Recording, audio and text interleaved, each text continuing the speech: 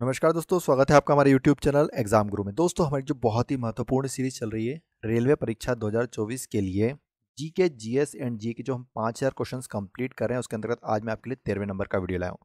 इसके पहले हमने इस सीरीज के 12 वीडियो कंप्लीट कर लिए। अगर आपने नहीं देखे हैं तो देख लीजिएगा, बहुत ही महत्वपूर्ण है सभी वीडियो। आपको बताना चाहूँगा मैं कि इस सीरीज के अंतर्गत हम NTPC, group D, ALP, junior engineer और आरपीएफ, इन 5 एग्जाम्स को ध्यान में रखते हुए ये तैयारी करवा रहे हैं, जीके, जीएस एंड जीए के क्वेश्चंस। साथ साथ आपको यह भी बताता हूँ कि ये जो 5000 क्वेश्चंस हैं हम 100 वीडियो में कंप्लीट करने वाले हैं और हर वीडियो में आपको 50 क्वेश्चन दिए जाएंगे। इस प्रकार 5000 क्वेश्चंस कंप्लीट हो जाएंगे। रूल्स ये है इस मॉक टेस्ट का, मैं आपको फिर से बता देता हूँ कि कोशिश कीजिए कि कमेंट बॉक्स में हर क्वेश्चन का आंसर पूरा पूरा लिखें। 10 सेकंड का वक्त मिलता है आपको, 10 सेकंड में आप क्वेश्चन का आंसर कमेंट बॉक्स में लिखें और फिर मैं आपका उसका राइट आंसर बताता हूँ। और ये साथ साथ हमने इसमें एक और रूल है कि हम 20% क्वेश्चन पिछले वीडियो से कवर करते हैं, जिससे कि आपका साथ साथ रिवीजन भी चलता रहेगा। और आप देखेंगे कि हर वीडियो में अगर आप आखिरी में अपने मार्क्स कैलकुलेट करते हैं तो 50 में से आपके मार्क्स जरूर इंप्रूव होकर आएंगे, जिससे कि आपका साथ साथ रिवीजन भी चलता रहे। बहुत ही महत्वपूर्ण सीरीज है और ये मान के चलिए कि अगले 1 से 1.5 महीने में आपका नोटिफिकेशन जारी हो सकता है रेलवे का, जैसे मैंने आपको पहले वीडियो में बता दिया था। और साथ साथ मैंने एक नोटिफिकेशन वाला वीडियो बताया था, उसमें मैंने आपको बताया था कि बहुत जल्दी इसके नोटिफिकेशंस आने वाले हैं। साथ साथ मैं आपको अभी एक आरआरबी, एनटीपीसी, ग्रुप डी के बारे में भी बताऊंगा, एक वीडियो जारी करूंगा जिसमें यह बताया जाएगा कि कब इसके नोटिफिकेशन आ जाएंगे और कितने पदों पर भर्ती होने वाली है। जितने भी रेलवे के अंतर्गत जितने भी अन्य पद होते हैं, चाहे वो ALP, junior engineer, RPF, group D, NTPC, सभी के लिए बताऊंगा कि कितने पद आने की संभावना है, कब तक इनके नोटिफिकेशन जारी किए जा सकते हैं। तो बहुत ही महत्वपूर्ण ये सीरीज चल रही है, आप पढ़ाई पे ध्यान देते रहिए। और आज का हमारा 13वें नंबर का वीडियो बिना टाइम वेस्ट के शुरू करते हैं। दोस्तों, वीडियो शुरू करने से पहले आपसे एक रिक्वेस्ट है कि प्लीज़ अगर आपको हमारी ये सीरीज़ पसंद आई है तो आप वीडियो को एक लाइक ज़रूर कर दें और अपने दोस्तों के साथ इस वीडियो को व्हाट्सएप पर शेयर ज़रूर कर दें। व्हाट्सएप, फेसबुक, सब जगह शेयर ज़रूर कर दें। साथ साथ वीडियो के आखिरी में आपको ज़रूर बताना है कि आपके नंबर कितने आए हैं और आप किस एग्ज़ाम की तैयारी कर रहे हैं। चाहे आप एनटीपीसी की तैयारी कर रहे हो, ग्रुप डी की तैयारी कर रहे हो, आरपीएफ की तैयारी कर रहे हो, या फिर अगर आप जूनियर इंजीनियर की तैयारी कर रहे हैं, या फिर एएलपी, जिस भी एग्जाम की आप तैयारी कर रहे हैं, कमेंट बॉक्स में आखिरी में जरूर बताएं। और प्लीज़ वीडियो को शेयर करना बिल्कुल भी ना भूलें। तो चलिए वीडियो को शुरू करते हैं। निम्नलिखित में से कौन सी अविमीय राशि है? आपको इनमें से अविमीय राशि पहचाननी है। इसका राइट आंसर हो दोस्तों ऑप्शन ए, विकृति।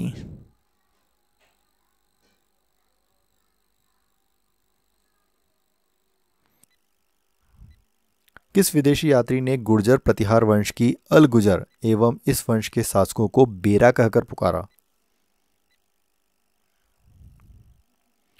तो इसका सही उत्तर है दोस्तों अलमसूदी ने। किसने कहा था ऐसा? अलमसूदी ने।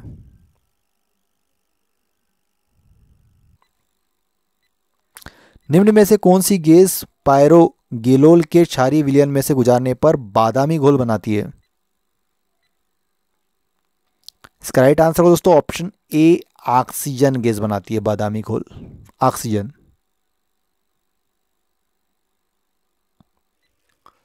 टिक्का रोग किस में होता है? किस फसल में होता है टिक्का रोग? बतलाएंगे कमेंट बॉक्स में। इसका सही उत्तर होगा दोस्तों ऑप्शन नंबर डी, मूंगफली का रोग है। टिक्का रोग किसका है? मूंगफली का। पाजीट्रान के खोजकर्ता कौन है? पाजीट्रान के खोजकर्ता इनमें से कौन है? इसका सही उत्तर है ऑप्शन सी, एंडरसन। पाजीट्रान की खोज किसने की थी? एंडरसन ने की थी। बंगाल की निम्नलिखित फैक्ट्रियों में से एक जो पुर्तगालियों द्वारा स्थापित की गई, कहां पर है? इसका राइट आंसर होगा दोस्तों ऑप्शन सी, हुगली।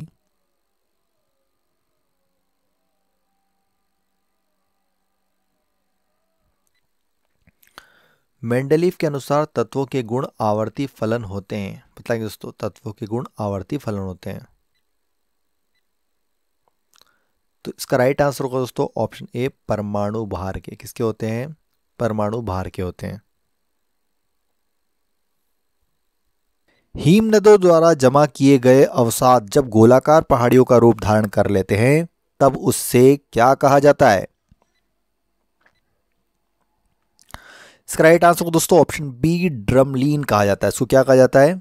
ड्रमलीन।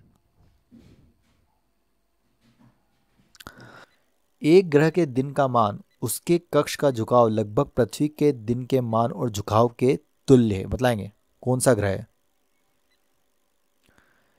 इसका राइट आंसर हो दोस्तों ऑप्शन डी मंगल के विषय में। ये चीज किसके विषय में सही है? कौन से ग्रह के? मंगल ग्रह के विषय में। मंत्रिपरिषद किसके प्रसाद पर्यंत कार्य करती है? बताएंगे दोस्तों किसके प्रसाद पर्यंत कार्य करती है मंत्रिपरिषद? इसका राइट आंसर हो जाएगा दोस्तों ऑप्शन बी लोकसभा के प्रसाद पर्यंत कार्य करती है मंत्रिपरिषद। आदि काव्य की संज्ञा किसे दी जाती है? बताएंगे दोस्तों आदि काव्य की संज्ञा इनमें से किसे दी जाती है? इसका सही उत्तर है दोस्तों ऑप्शन ए रामायण। रामायण को आदि काव्य भी कहा जाता है। प्रथम जल विद्युत शक्ति केंद्र कहां पर स्थापित किया गया था? तो कहां पर किया गया था स्थापित? किस नदी पर? इसका राइट आंसर हो जाएगा दोस्तों ऑप्शन डी शिव समुद्रम पर स्थित है प्रथम जल विद्युत शक्ति केंद्र।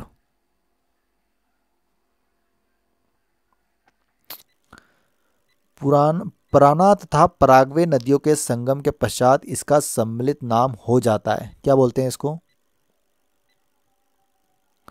इसका राइट आंसर दोस्तों ऑप्शन डी ला प्लाटा। क्या बोलते हैं पुराना और पराग्वे नदियों के संगम को? ला प्लाटा। आधुनिक आवर्त सारणी में तत्वों को व्यवस्थित किया गया है। किस क्रम में किया गया है?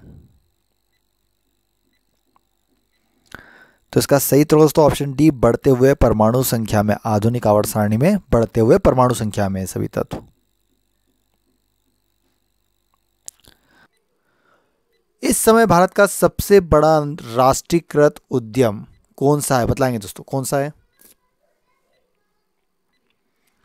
इसका राइट आंसर है दोस्तों ऑप्शन ए भारतीय रेलवे, जो कि भारत का सबसे बड़ा राष्ट्रीयकृत उद्यम बिजनेस है। फोटोग्राफिक कैमरे का कौन सा भाग आंख की रेटिना की तरह कार्य करता है? तो कौन सा भाग कार्य करता है? इसका सही उत्तर दोस्तों ऑप्शन डी फिल्म, जो कि आंख की रेटिना की तरह काम करता है फोटोग्राफिक कैमरे का। वायु का मुख्य संगठक है। बताएंगे दोस्तों वायु का मुख्य संगठक इनमें से कौन सा है? इसका राइट आंसर है दोस्तों ऑप्शन ए नाइट्रोजन। वायु का मुख्य संगठक कौन सा है? नाइट्रोजन है। बुद्ध ने अपने जीवन की अंतिम वर्ष ऋतु कहां पर बिताई थी? तो कहां पर बिताई थी? बताएंगे दोस्तों। इसका राइट आंसर दोस्तों ऑप्शन सी कुशीनगर ने। बुद्ध ने अपने जीवन के अंतिम वर्ष कुशीनगर में बिताया था। प्राचीन भारत का महान व्याकरण पतंजलि किसका समकालीन था? तो किसके समकालीन थे? इसका सही उत्तर है दोस्तों ऑप्शन डी पुष्यमित्र शुंग के समकालीन था पतंजलि। किसके? पुष्यमित्र शुंग। निम्नलिखित में से किस ग्रह का अक्षीय झुकाव सबसे अधिक है? बताएंगे इनमें से किस ग्रह का अक्षीय झुकाव सबसे अधिक है? इसका राइट आंसर हो जाएगा दोस्तों ऑप्शन बी बुध ग्रह, जिसका अक्षीय झुकाव सबसे अधिक है।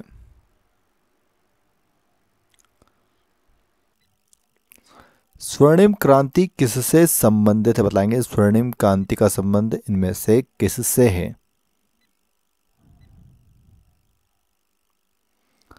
राइट आंसर दोस्तों ऑप्शन नंबर बी उद्यान कृषि से संबंधित है स्वर्णिम क्रांति। किससे? उद्यान कृषि। गौतम बुद्ध द्वारा अपने धर्म में दीक्षित किया जाने वाला अंतिम व्यक्ति निम्नलिखित में से कौन था?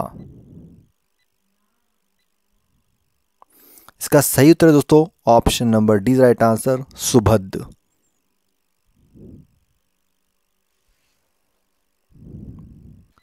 भारतीय राष्ट्रीय कांग्रेस में निम्न में से किसको नरमदली नेता के तौर पर नहीं जाना जाता था? इसका राइट आंसर दोस्तों ऑप्शन ए बाल गंगाधर तिलक, ये गरम दल के नेता थे।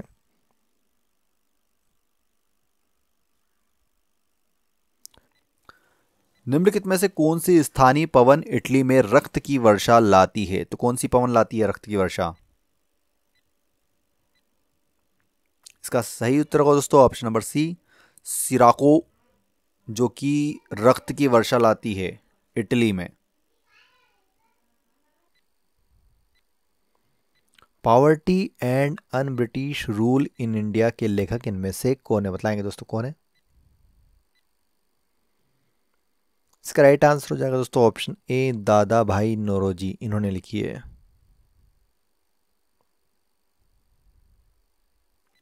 किस महाद्वीप को पठारी महाद्वीप भी कहा जाता है? बताएंगे किस महाद्वीप को कहा जाता है पठारी महाद्वीप? राइट आंसर को दोस्तों अफ्रीका महाद्वीप को कहा जाता है पठारी महाद्वीप। किसको कहा जाता है? अफ्रीका महाद्वीप। 19वीं सदी के उत्तरार्ध में नव हिंदूवाद के सर्वश्रेष्ठ प्रतिनिधि कौन थे? इसका सही उत्तर होगा दोस्तों ऑप्शन बी स्वामी विवेकानंद। कौन थे? स्वामी विवेकानंद। सबसे निम्न कोटि का कोयला होता है, सबसे निम्न कोटि का कोयला इनमें से कौन सा होता है? बताएंगे। इसका राइट आंसर है दोस्तों ऑप्शन डी पिट कोयला, जो कि सबसे निम्न कोटि का कोयला माना जाता है। संविधान का कौन सा अनुच्छेद मंत्री परिषद के गठन के बारे में आधारभूत नियम निर्धारित करता है? इसका राइट आंसर को दोस्तों ऑप्शन सी अनुच्छेद 75, जो कि मंत्री परिषद के गठन के बारे में आधारभूत नियम निर्धारित करता है, अनुच्छेद 75। तंबाकू की कृषि के लिए निम्नलिखित में से कौन सी भौगोलिक परिस्थिति आवश्यक नहीं है?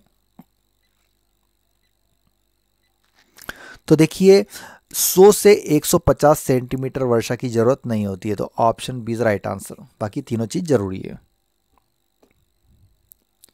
समुद्री खरपतवार निम्नलिखित में से किसका महत्वपूर्ण स्रोत है? बतलाएंगे किसका महत्वपूर्ण स्रोत है?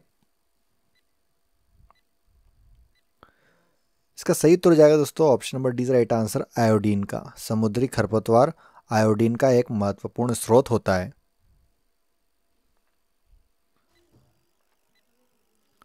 अंकोरवाट कहां पर स्थित है? बतलाएंगे अंकोरवाट का मंदिर कहां पर, किस देश में स्थित है? इसका राइट आंसर होगा दोस्तों कंबोडिया में स्थित है। अंकोरवाट का मंदिर कहां पर स्थित है? कंबोडिया में स्थित है। लैप्स कहां पाए जाते हैं? बतलाएंगे लैप्स इनमें से कहां पर पाए जाते हैं? इसका राइट आंसर हो जाएगा दोस्तों स्कैंडिनेवियन क्षेत्रों में। कहां पर होते हैं? स्कैंडिनेवियन क्षेत्रों में। भारत में प्रथम रेलवे लाइन का निर्माण कहां पर हुआ? तो बताएंगे कहां पर हुआ था प्रथम रेलवे लाइन का निर्माण? इसका सही उत्तर दोस्तों ऑप्शन है मुंबई और ठाणे के बीच चली थी पहली रेल भारत में। भारत का सबसे बड़ा बंदरगाह इनमें से कौन सा है? बताएंगे दोस्तों कौन सा है भारत का सबसे बड़ा बंदरगाह? इसका सही उत्तर होगा दोस्तों ऑप्शन बी मुंबई, जो कि भारत का सबसे बड़ा बंदरगाह है।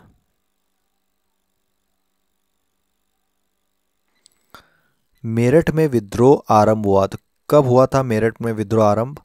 बताएं कमेंट बॉक्स में। इसका राइट आंसर होगा दोस्तों ऑप्शन ए 10 मई 1857 को मेरठ में विद्रोह आरंभ हुआ था।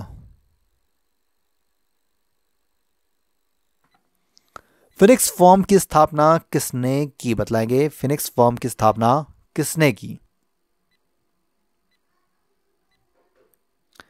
इसका सही उत्तर होगा दोस्तों ऑप्शन बी महात्मा गांधी ने की थी फिनिक्स फॉर्म की स्थापना, महात्मा गांधी। बिहार विधान परिषद में सदस्यों की संख्या कितनी है? तो बतलाएंगे कितनी है बिहार विधान परिषद में सदस्यों की संख्या? इसका सही उत्तर हो जाएगा दोस्तों ऑप्शन नंबर ए 75। कितनी है सदस्यों की संख्या? 75 है। सैनवेट का संबंध किससे है? बताएंगे दोस्तों, सैनवेट का संबंध इनमें से किससे है? इसका राइट आंसर को दोस्तों ऑप्शन डी उत्पाद शुल्क। सैनवेट का संबंध किससे है? उत्पाद शुल्क से। चट्टानी स्तरों पर लाइकेन विकास को कहते हैं, क्या कहा जाता है लाइकेन के विकास को चट्टानी स्तरों पर? इसका राइट आंसर होगा दोस्तों सेक्सिकोल्स कहा जाता है इनको। क्या कहा जाता है? सेक्सिकोल्स। इनमें से कौन अंतःस्रावी ग्रंथि नहीं है? मतलब इनमें से कौन सी अंतःस्रावी ग्रंथि नहीं है? इसका राइट आंसर है दोस्तों ऑप्शन डी यकृत अंतःस्रावी ग्रंथि नहीं है, जबकि एड्रिनल, पिट्यूटरी और थायराइड तीनों ही अंतःस्रावी ग्रंथि है। पृथ्वी सूर्य के परितः अपनी कक्षा में लगभग किस गति से चक्कर लगाती है? तो किस गति से चक्कर लगाती है? इसका सही उत्तर होगा option number C right answer, 1 degree प्रतिदिन की गति से चक्कर लगाती है। मानव शरीर के कौन से अंग का प्रत्यारोपण नहीं किया जा सकता? तो किसका नहीं किया जा सकता है? इसका राइट आंसर हो दोस्तों ऑप्शन डी मस्तिष्क का प्रत्यारोपण अभी तक नहीं कर पाया मानव शरीर। भारतीय संविधान का सबसे बड़ा एकाकी स्रोत इनमें से कौन सा है?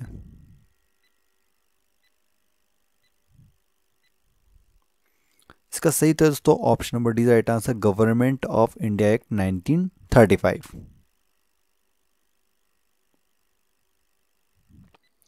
मानव विकास सूचकांक जारी किया जाता है, बताएंगे दोस्तों किसके द्वारा जारी किया जाता है मानव विकास सूचकांक?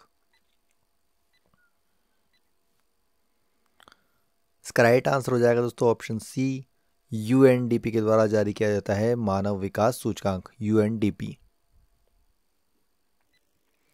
ध्वनि तीव्रता की डेसिबल में वह अधिकतम सीमा जिसके ऊपर व्यक्ति सुन नहीं सकता है, तो क्या होती है वो लिमिट?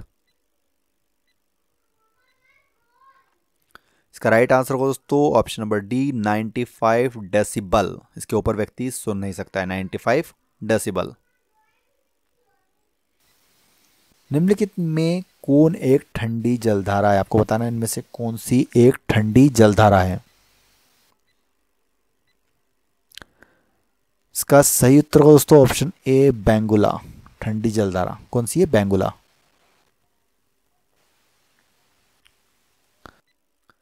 मदुरै का मीनाक्षी मंदिर का निर्माण कराया था? कमेंट बॉक्स में बताएं फटाफट, मीनाक्षी मंदिर का निर्माण किसने कराया?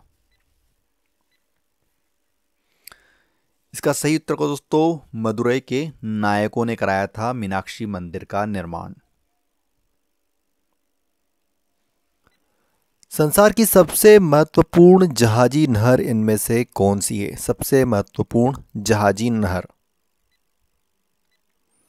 इसका सही उत्तर हो जाएगा स्वेज नहर, जो कि संसार की सबसे महत्वपूर्ण जहाजी नहर है। मतलब बहुत ज़्यादा जहाज इस नहर में चलते हैं। मच्छरों के नियंत्रण हेतु प्रयोग होने वाली कीटभक्षी मछली इनमें से कौन सी है? बताएंगे कौन सी है कीटभक्षी मछली? Option number C right answer दोस्तों गेम्बूसिया। कौन सी मछली है वो कीटभक्षी मछली? गेम्बूसिया, जो कि मच्छरों के नियंत्रण हेतु उपयोग होती है। तो दोस्तों आज का हमारा ये वीडियो कंप्लीट हो गया है। रेलवे का जो हम 5000 क्वेश्चंस कंप्लीट कर रहे हैं उसके अंतर्गत आज का हमारा वीडियो कंप्लीट हो गया है। अब आपको कमेंट बॉक्स में आपको ये बताना है कि आपको 50 में से इस वीडियो में कितने मार्क्स आए। साथ साथ आप कमेंट बॉक्स में ये भी ज़रूर बताएं कि आप रेलवे की किस एग्ज़ाम की तैयारी कर रहे हैं। अगर एनटीपीसी की कर रहे हैं तो एनटीपीसी लिखिए, ग्रुप डी की कर रहे हैं तो ग्रुप डी लिखिए, या फिर एएलपी, आरपीएफ, या फिर आप जूनियर इंजीनियर, जिस भी एग्ज़ाम की तैयारी कर रहे हैं कमेंट बॉक्स में ज़रूर लिखिए, जिससे कि हम नेक्स्ट वीडियो इस तरह के बनाए जिसमें इन एग्जाम्स के क्वेश्चंस ज़्यादा से ज़्यादा कवर कर पाएँ। अगर आपको वीडियो पसंद आए तो प्लीज़ वीडियो को लाइक और शेयर जरूर करें, और अपने दोस्तों के साथ फेसबुक, व्हाट्सएप पर जरूर शेयर करें, और वीडियो को प्लीज़ एक लाइक जरूर करें। वीडियो देखने के लिए बहुत बहुत धन्यवाद। जय हिंद, जय भारत, वंदे मातरम।